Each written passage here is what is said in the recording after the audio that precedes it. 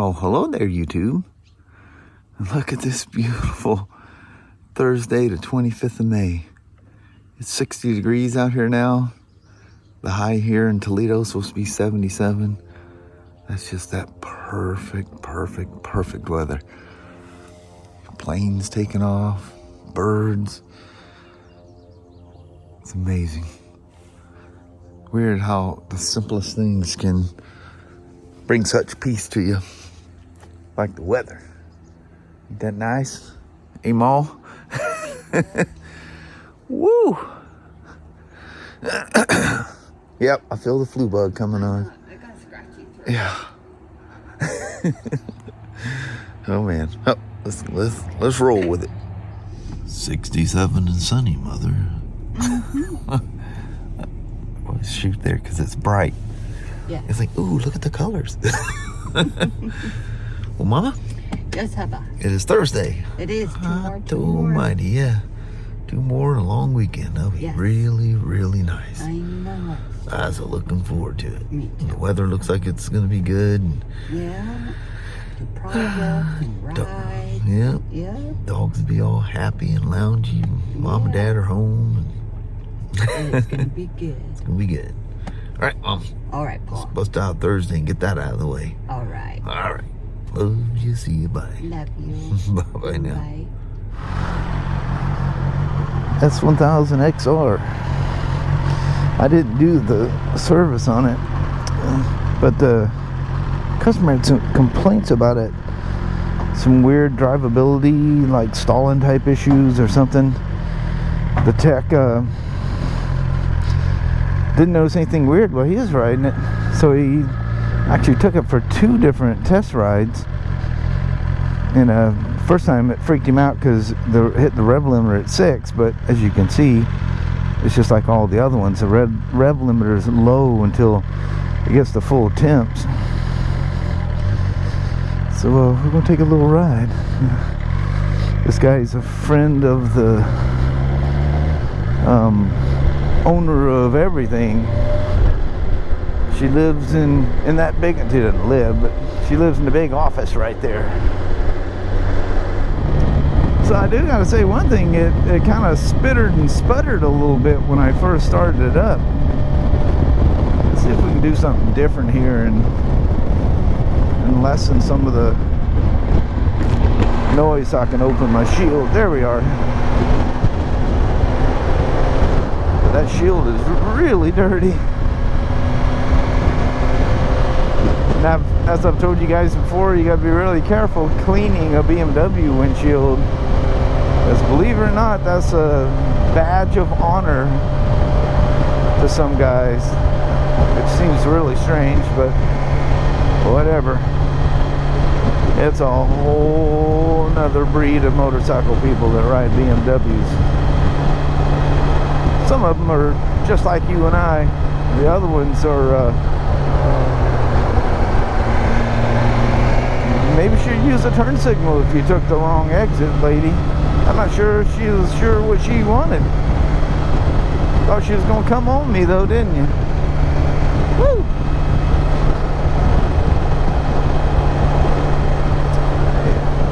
You see how it's just rising. So we're gonna take a little trip. Nothing big. I've taken you guys this route before.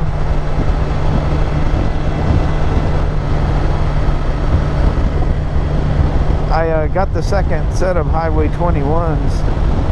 So I asked Kelly, I said, what's retail on those things? She said $19.95. This thing sat overnight, and I rolled it out and started it up. And I heard a couple of coughbacks through the air box, which is kind of weird. Is this the one I want? Yeah.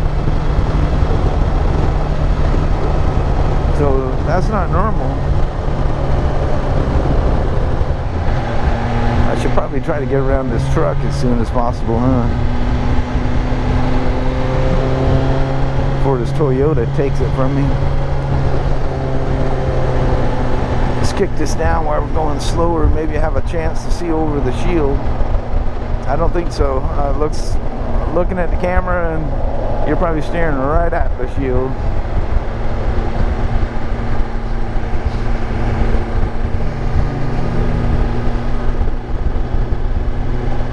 You know, I complained about the seats.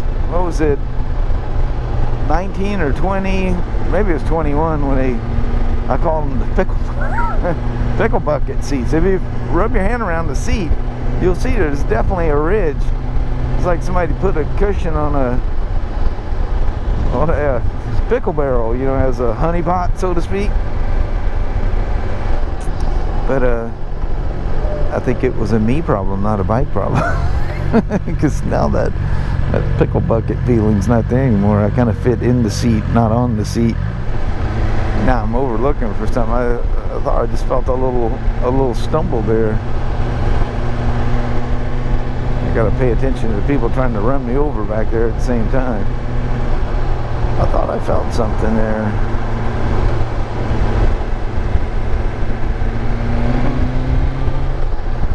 And it's got too low of miles, so it's not even due for an air filter service. So, you know, the tank cuts off fairly short, and the air filter and stuff is up in the front. The tank has got an very odd shape. You'd be surprised when you take all the plastic off here. Whoa!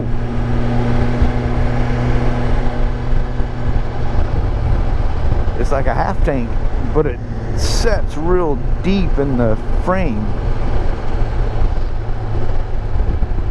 Tell it's been a while since I've been here. I just missed my turn.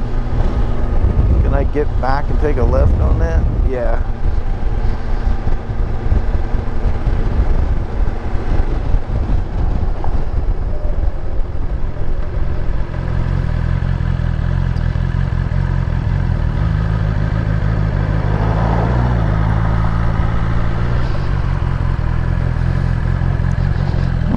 Looks like a little motorcycle shop right there. It's a little, one of those little dewdrop inns.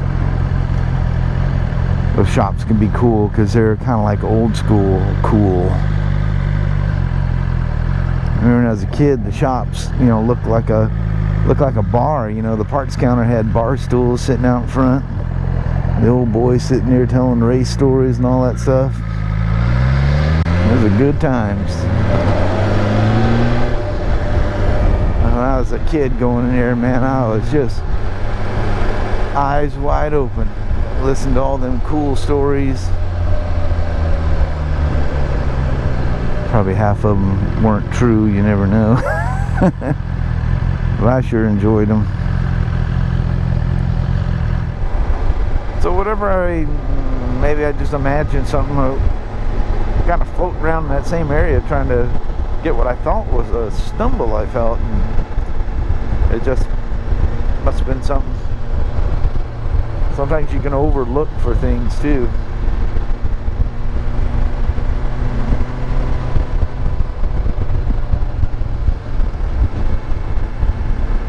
Really low miles.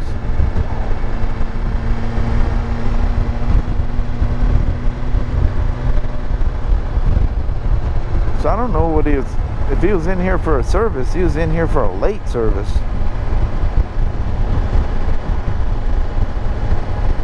It's pretty important to get that first service done, for sure.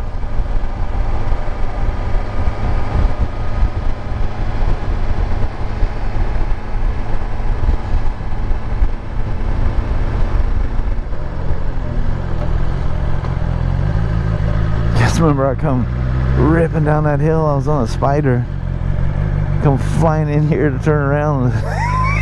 So, Vancouver police officer sitting there in the parking lot. I think I even squalled the tires a little bit diving in here. Oopsie. So my Redcat Gen 9 International Harvester 800A showed up. So I've been kind of, you know, back reviewing, you know, reviews and stuff like that on this thing. It's just such a homely little truck. But I thought it was just maybe not a licensed body, and you know, they made it kind of look like an International, but what it was is just farther back. It's the 800A. So I did some research and dug up those things, and they're pretty true to scale. There's a little bit of stuff that seems a little odd, but I mean, the ratio of certain things, it seems like the body is a little, I don't know, I can't quite put my finger on it. But if you look at the pictures of it and then you see this, some things seem a little odd. It may be nothing, I don't know. You know, for the guys, and still if you watch any of those crawl event videos, which if you're into ASMR type stuff, dude, make sure you're in a comfortable chair that you can sleep in, because those videos will knock you out. Most of them have, you know, like soothing music, and watching these, I am just like prone to want to stall this thing. The friction zone is very, very short. It goes from the start to full lock really quick. The clutch, that is. Look at that guy in that Ford. He's just going like crazy, man. It's a scale, kind of a trail truck, but a lot of people take them to these events, you know, scoring events, and do well with them. But if you're really rough with the Gen 8, there's a couple of weak points, and those have been addressed with the Gen 9. It's kind of the same drivetrain. It has a 2-speed transmission.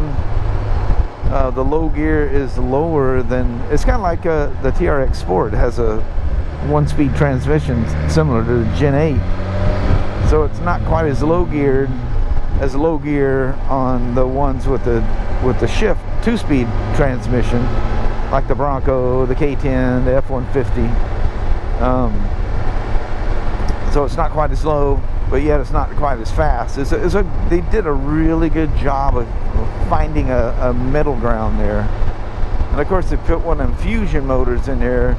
The fusion motor has so much torque, you can actually, you know, gear these things up, because they got so much torque.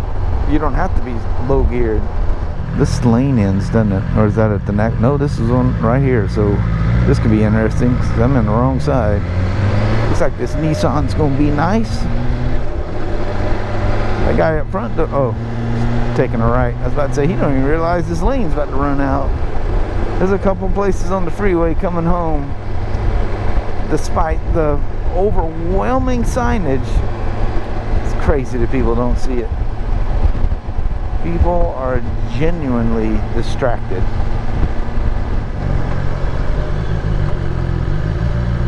Very pleasing motorcycle, I gotta say.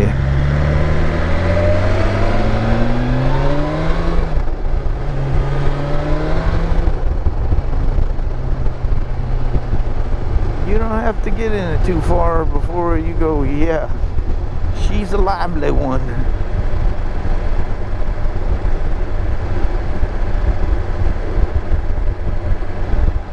These have a little more mid-range, you know, cam profiles, probably mapping, throttle bodies, exhaust, all kinds of things. These aren't all stretched out for top speed like the RRs. So these are very drivable down low. Although I gotta say, them RRs, especially the camshaft models, they got gobs of torque right from the bottom. And I think the new R is using the RR motor, and I would imagine new XR. Pretty sure the XR has it now too, so it has that camshaft technology that was exclusive to the RRs there for a while.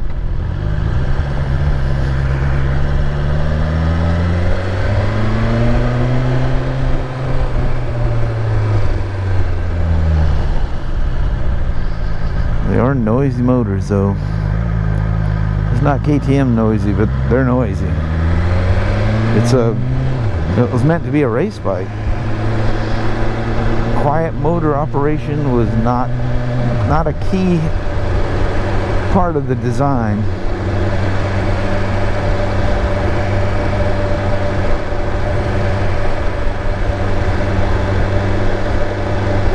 Look at that, 77 degrees.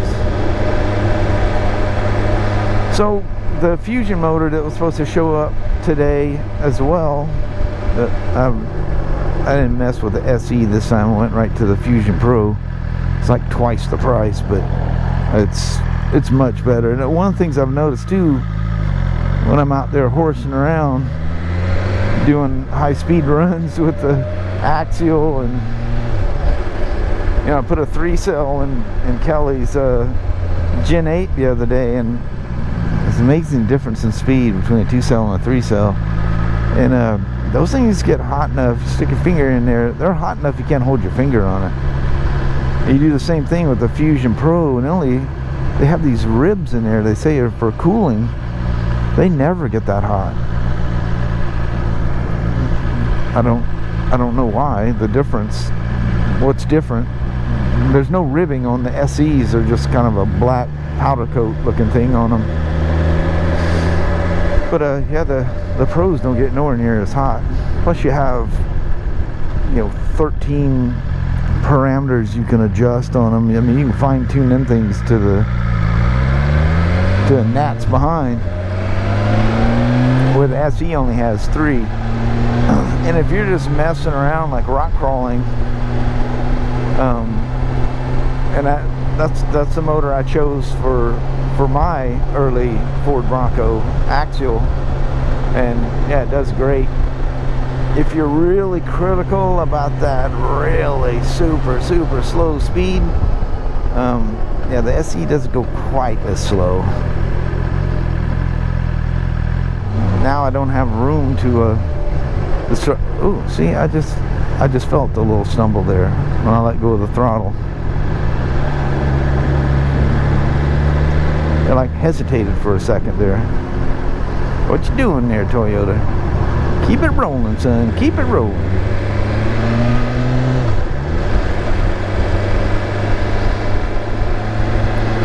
But, you know, what do you do if everything's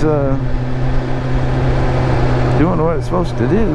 Maybe we can reset the adaptive fuel management, stuff like that. There's a few things we can play with, and we should just go through and give it a battery of resets. Had a gentleman with R18 that was complaining of drivability, and I did that to his R18, and he's not even coming in for anything other than to say, I just want to tell you, whatever you did to that BMW, it's great.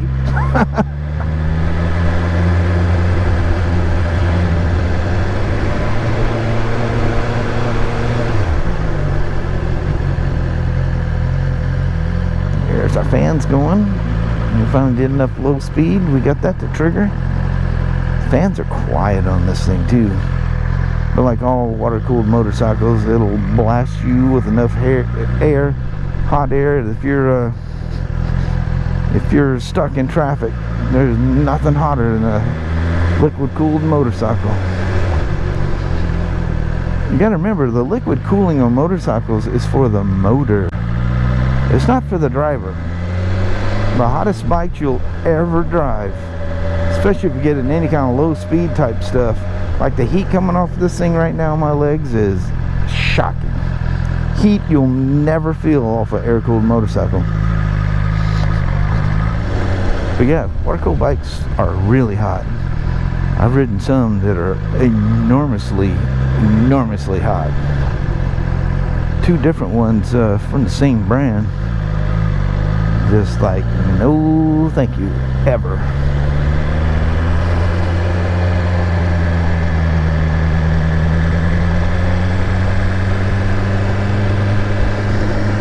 Oh man, a couple little stumblies here.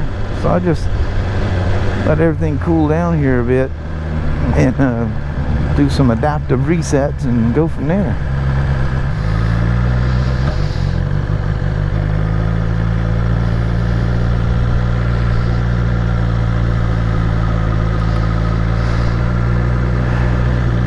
That used to be a big nursery. It looks like they're reviving that thing or something. Because there's one right there on the corner, on this building here at the far corner.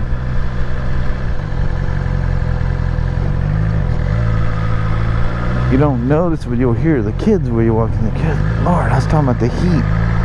It is crazy the heat that thing's putting off.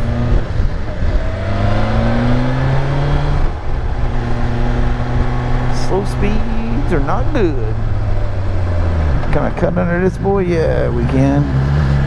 You know, in Oregon, that's illegal. If they're on the crosswalk, you cannot proceed. You have to wait. Anyway, that was kind of a long ride. I probably rattled on like a BB in a box car. I apologize for that. But yeah, really cool. S1000XR. These things are nice. A lot of power in that. Well, hello there, YouTube. Holy moly. That was a day of riding a S1000XR. Because I went back out and rode it again. So I brought it back, and Adam hooked it up to the computer, and the integration level, or eye level, was the original 2020 one that came with, must have been built in 2020, and it was 21.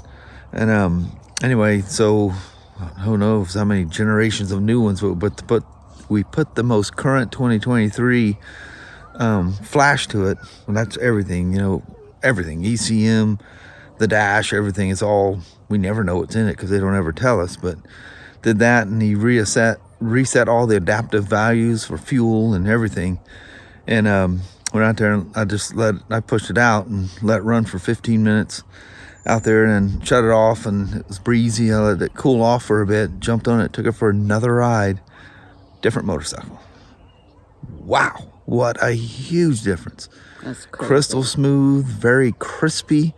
It was in dynamic mode. He had it that way, the mapping mode, and yeah, the dynamic felt like dynamic. It was very responsive and very smooth, and made a huge difference. It's like a different motorcycle altogether. So he was there picking it up tonight, and he'll be happy with that.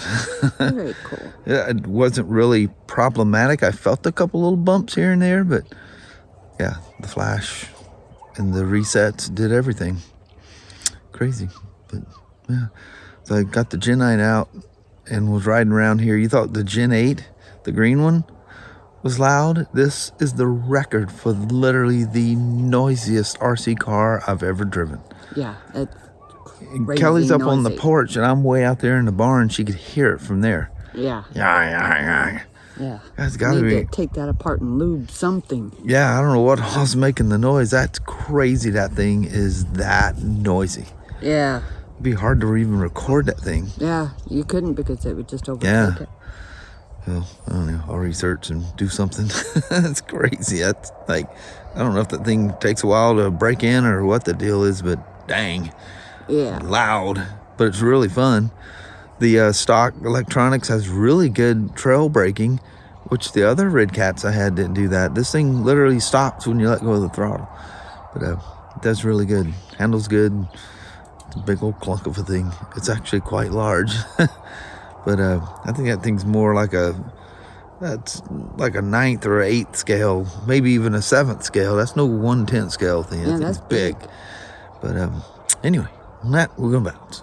Alrighty, well, thank you guys so much for watching. We really do appreciate it. We will talk to you tomorrow. Same smoke time, same smoke channel. Don't forget to give it a thumbs up. And you guys have an amazing Friday or Saturday. Heck yeah. All right. All right. See you in the morning. See you then. Bye-bye now.